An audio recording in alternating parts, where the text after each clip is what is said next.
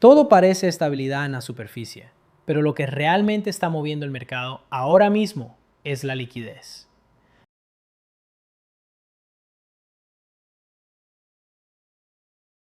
El mercado está mostrando señales de fatiga, en un momento en el que debería estar absorbiendo riesgo, no liberándolo. El oro, que normalmente actúa como refugio en escenarios de tensión, ha comenzado a retroceder desde niveles elevados, cediendo terreno de forma sostenida, mientras el entorno geopolítico se mantiene inestable. Este comportamiento no es trivial, implica que algo más profundo está ocurriendo en la estructura de liquidez global, algo que no se explica únicamente por titulares o eventos visibles. Durante los últimos días, el oro ha pasado de cotizar por encima de umbrales psicológicos relevantes a deslizarse hacia zonas inferiores, mientras la plata ha replicado ese movimiento con menor resiliencia. A primera vista, esto parece contradictorio. El conflicto en Medio Oriente, la fragilidad del estrecho de Hormuz y la extensión temporal de acuerdos de alto al fuego deberían, en teoría, sostener la demanda por activos refugio. Sin embargo, el mercado no está respondiendo a la narrativa superficial. Está respondiendo a presión interna. Lo que se observa no es una simple corrección técnica, sino un proceso de desapalancamiento. Durante semanas, los mercados han estado operando con niveles de exposición elevados, particularmente en segmentos que dependen de liquidez barata. Cuando esa liquidez empieza a tensionarse, los activos más líquidos, como el oro, se convierten en fuente de cobertura. No porque pierdan valor estructural, sino porque son lo suficientemente líquidos para ser vendidos rápidamente. Ese es el punto crítico. No se está vendiendo oro por falta de convicción, sino por necesidad de capital. Este tipo de movimientos suele comenzar de forma silenciosa, pero se acelera cuando los márgenes empiezan a comprimirse. Las llamadas de margen no distinguen entre activos buenos o malos, fuerzan liquidaciones. Y eso es exactamente lo que se está viendo. Una cascada de ventas inducidas por la necesidad de cubrir pérdidas en otros sectores del mercado. La presión no nace en el oro, sino en la periferia del sistema financiero y se transmite hacia él. Al mismo tiempo, las acciones mineras han sufrido caídas paralelas, amplificando la percepción de debilidad en el sector de metales preciosos. Sin embargo, aquí es donde la lectura superficial puede inducir errores. La tesis fundamental detrás de muchas de estas compañías no ha cambiado de forma significativa. Sus activos, sus reservas, sus estructuras de costos permanecen relativamente estables. Lo que ha cambiado es el entorno financiero en el que están siendo valoradas. Y ese entorno está dominado por volatilidad y ajustes de posicionamiento institucional. Este es el primer nivel de tensión. Un mercado que aparentemente ignora el riesgo geopolítico, mientras en realidad está siendo dominado por dinámicas internas de liquidez. Pero hay un segundo nivel, más profundo, que empieza a emerger cuando se observa la relación entre el oro y el petróleo. Ambos activos han estado moviéndose en la misma dirección durante periodos recientes, y eso no es una coincidencia menor. Históricamente, cuando el oro, indicador de riesgo financiero, y el petróleo, indicador de riesgo geopolítico y económico, suben simultáneamente por encima de sus promedios ajustados, el sistema entra en una zona de inestabilidad estructural. Este patrón no aparece con frecuencia, pero cuando lo hace, ha precedido episodios de dislocación significativa. Aquí es donde la narrativa cambia por completo.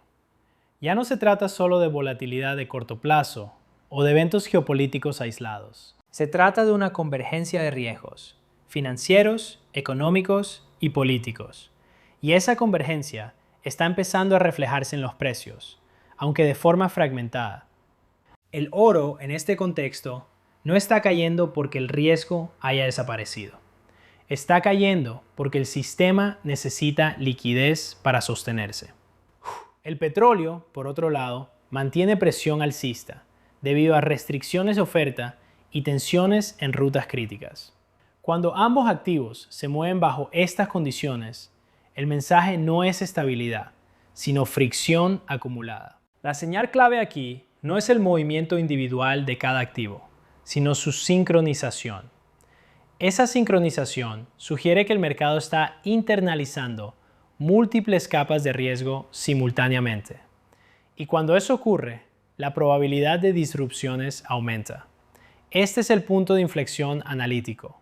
El verdadero motor del mercado no es el conflicto en sí, ni las decisiones aisladas de política monetaria, sino la interacción entre liquidez, apalancamiento y percepción de riesgo sistémico.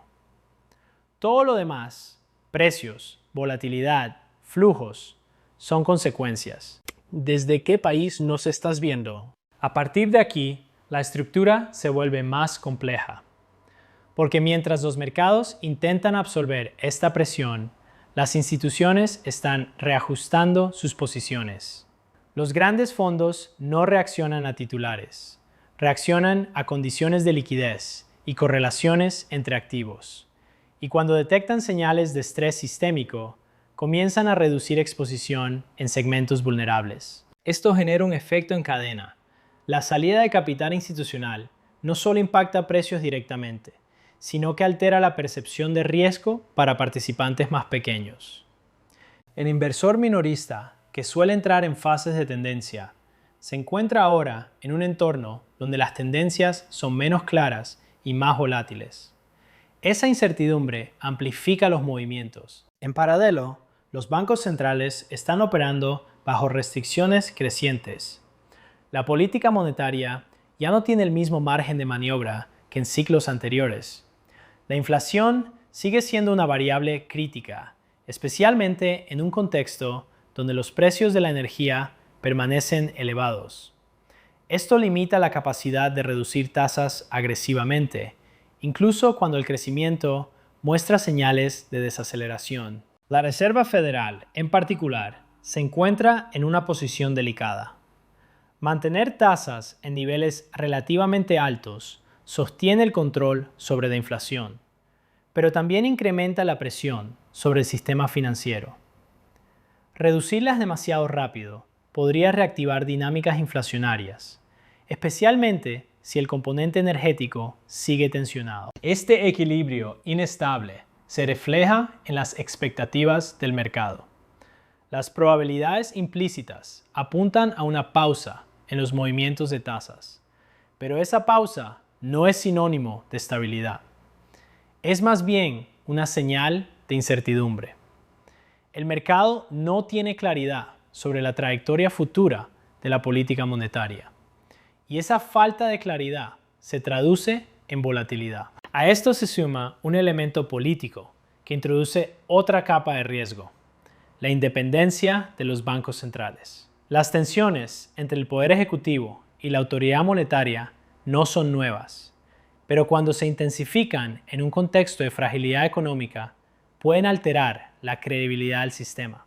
Y la credibilidad es un componente esencial para la estabilidad financiera. Si el mercado empieza a percibir que las decisiones de política monetaria están siendo influenciadas por intereses políticos de corto plazo, la reacción puede ser abrupta. No necesariamente inmediata, pero sí acumulativa.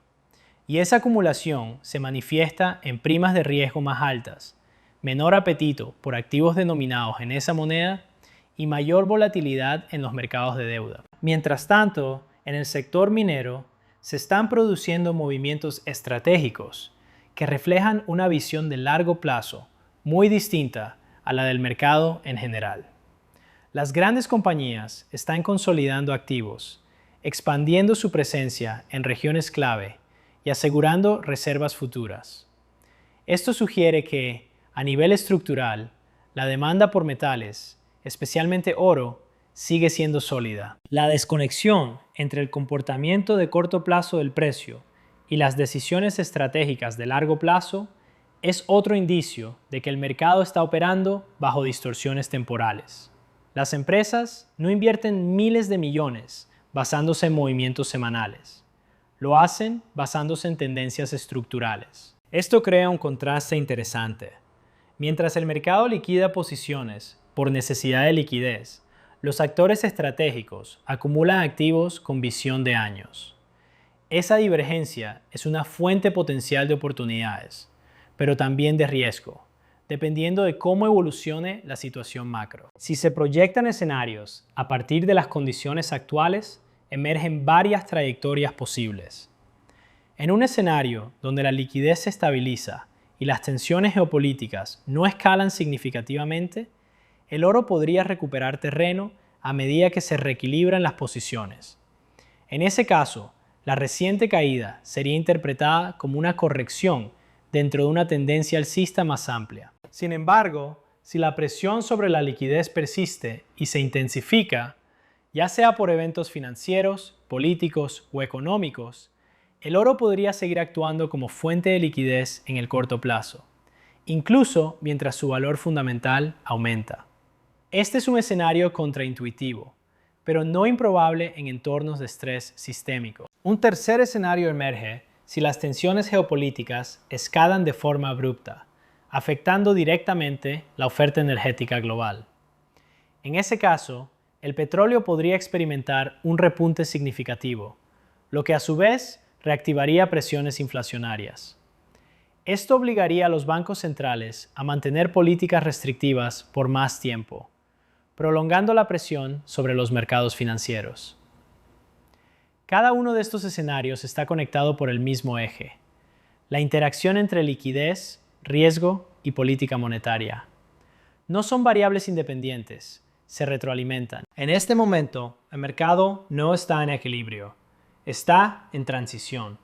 Y las transiciones son inherentemente volátiles, porque implican un reajuste de expectativas, posiciones y narrativas. Lo que hoy parece una contradicción, oro cayendo en un entorno de riesgo, puede convertirse mañana en una señal adelantada de algo más profundo. La clave no está en interpretar cada movimiento de forma aislada, sino en entender la lógica que los conecta. El oro no está fallando como refugio, está cumpliendo otra función dentro del sistema: proveer liquidez cuando más se necesita. Y esa función, aunque menos visible, es igualmente crítica. Lo que está en juego no es solo la dirección de los precios en el corto plazo, sino la estabilidad del sistema financiero en su conjunto. Y esa estabilidad depende de factores que aún no se han resuelto: la trayectoria de la inflación, la respuesta de los bancos centrales, la evolución de las tensiones geopolíticas y la capacidad del mercado para absorber shocks sin desestabilizarse. La clave no está en interpretar cada movimiento de forma aislada, sino en entender la lógica que los conecta. El oro no está fallando como refugio, está cumpliendo otra función dentro del sistema: proveer liquidez cuando más se necesita. Y esa función, aunque menos visible, es igualmente crítica. Lo que está en juego no es solo la dirección de los precios en el corto plazo, sino la estabilidad del sistema financiero en su conjunto. Y esa estabilidad depende de factores que aún no se han resuelto: la trayectoria de la inflación, la respuesta de los bancos centrales, la evolución de las tensiones geopolíticas y la capacidad del mercado para absorber shocks sin desestabilizarse.